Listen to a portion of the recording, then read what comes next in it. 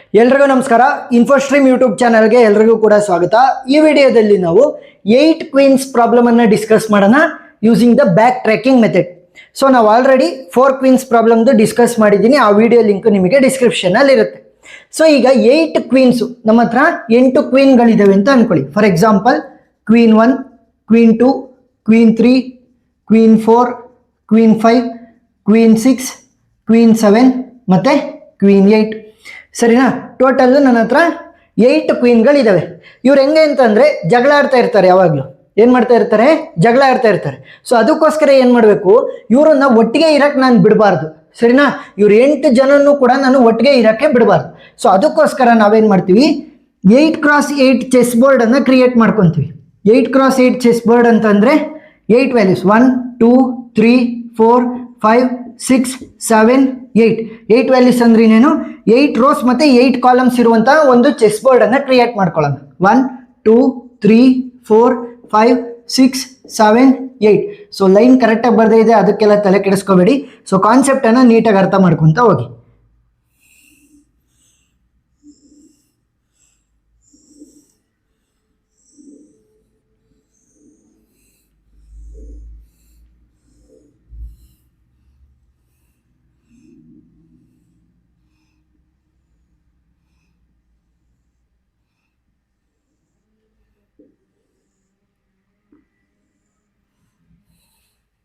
So line ಒಂಚೂರು ಆ ಕಡೆ ಈ ಕಡೆ ಆಗಿರ್ಬೋದು, ಬಟ್ ಕಾನ್ಸೆಪ್ಟನ್ನು ನೀಟಾಗಿ ಅಂಡರ್ಸ್ಟ್ಯಾಂಡ್ ಮಾಡ್ಕೊತ ಹೋಗಿ. ಈಗ ಇವರು ಜಗಳ ಆಡಬಾರ್ದು ಅಂತಂದರೆ ಕನ್ಸ್ಟ್ರೈಂಟ್ಗಳು ಬರ್ತವೆ. ಏನು ಕನ್ಸ್ಟ್ರೈಂಟು? ಇವರುಗಳನ್ನು ನಾನು ಸೇಮ್ ರೋ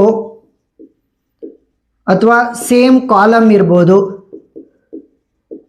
ಇಲ್ಲ ಅಂತಂದರೆ ನಾನೇನಾದ್ರೂ ಕೂಡ ಡಯಾಗ್ನಲಲ್ಲಿ ಕೂರಿಸಿದ್ರೆ ಇವರಷ್ಟು ಜನನು ಜಗಳ ಆಡ್ತಾರೆ.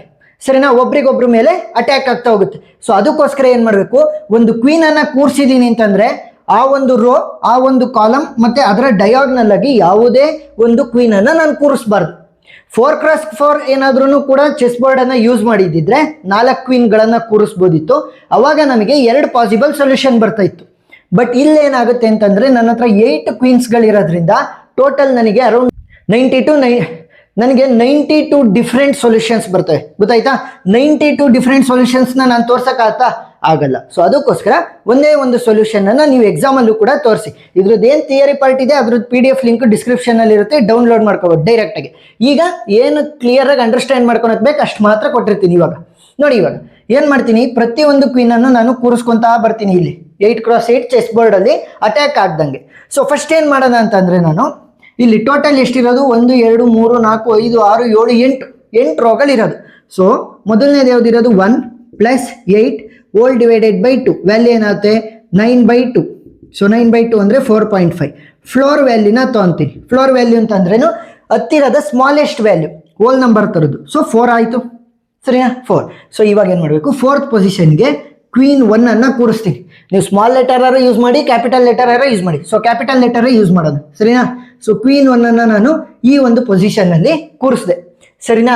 ಈಗೇನು ಅಟ್ಯಾಕ್ ಆಗಬಾರ್ದು ಅಂದರೆ ಏನು ಮಾಡಬೇಕು, ಅದರ ರೋ, ಅದರ ಕಾಲಮ್ ಮತ್ತು ಅದರ ಡಯಾಗ್ನಲನ್ನು ಬ್ಲಾಕ್ ಮಾಡಕ್ಕೆ ಬಿಡೋಣ. ಸರಿನಾ?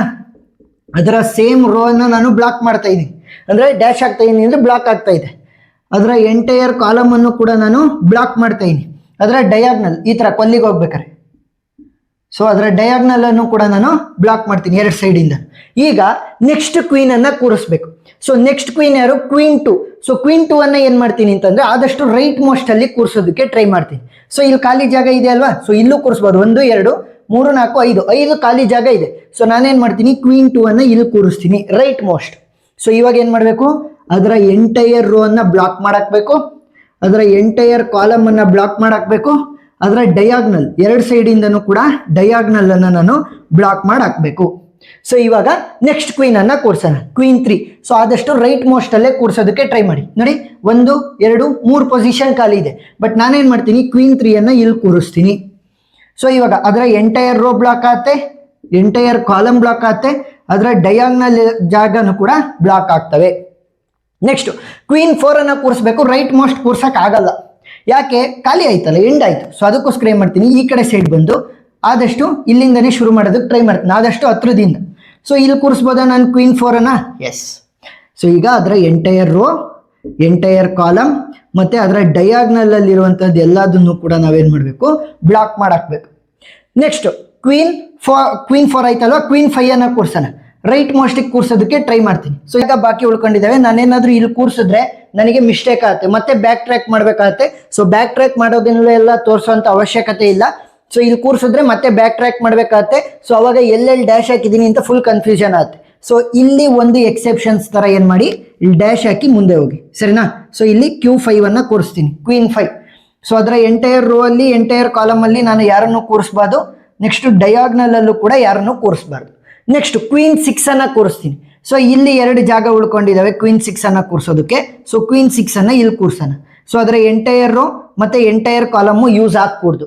ನೆಕ್ಸ್ಟ್ ಡಯಾಗ್ನಲ್ ಅಲ್ಲಿ ಇರುವಂತ ಜಾಗ ಕೂಡ ಯೂಸ್ ಆಗಲ್ಲ. ಇದೊಂದು ಎಕ್ಸೆಪ್ಷನ್, ಸರಿನಾ. ಮತ್ತೆ ಬ್ಯಾಕ್ ಟ್ರ್ಯಾಕ್ ಮಾಡಿ ಬರೆಯುವಂತ ಅವಶ್ಯಕತೆ ಇಲ್ಲ. ಸೊ ಇಲ್ಲೇ ಒಂದು ಸ್ಕಿಪ್ ಮಾಡಿ ಇಲ್ಲಿ ಬರೀರಿ, ಸರಿನಾ. ನಿಮಗೆ ಫುಲ್ ತೋರಿಸ್ಬೇಕು ಅಂತ ಯಾರು ಕೇಳಲ್ಲ, ಇಷ್ಟನ್ನ ಬರೆದ್ರೆ ಸಾಕು. ಮತ್ತೆ ಥಿಯರಿ ಪಾರ್ಟ್ ಅನ್ನ ಬರೀರಿ. ಥಿಯರಿ ಪಾರ್ಟು ಡಿಸ್ಕ್ರಿಪ್ಷನ್ ಅಲ್ಲಿ ಕೊಟ್ಟಿರ್ತೀನಿ.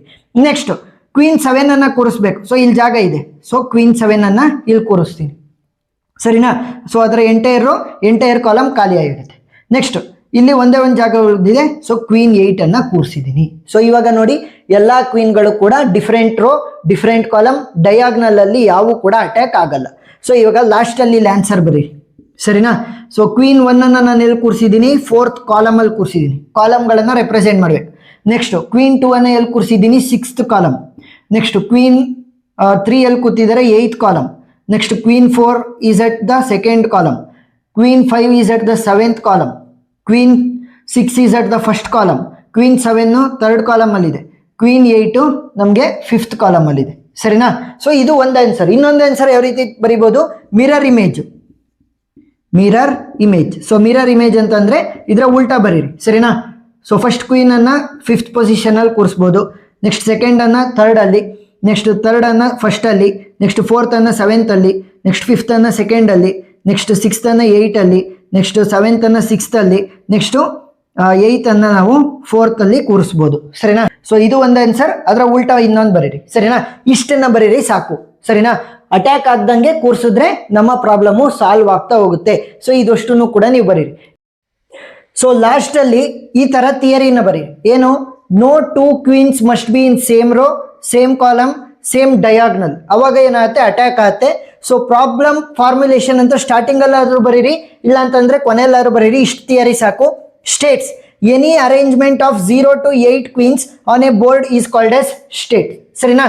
ಸೊ 8x8 ಬೋರ್ಡ್ ಅಲ್ಲಿ ತಗೊಂಡಿದೀವಲ್ಲ, ಅಲ್ಲಿ ಕ್ವೀನ್ ಗಳನ್ನ ಕೂರಿಸಬೇಕು. Initial state, no queen on the board. So starting ಅಲ್ಲಿ ಏನಾಗಿತ್ತು, 8x8 ಚೆಸ್ ಬೋರ್ಡ್ ಕೂಡ ನಮಗೆ ಖಾಲಿ ಇತ್ತು.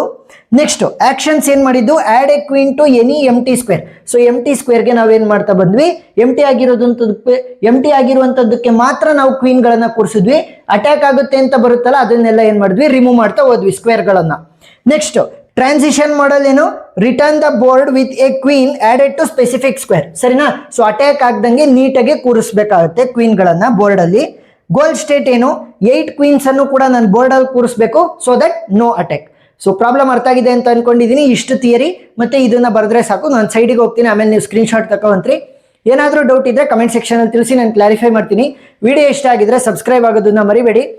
Thank you for watching.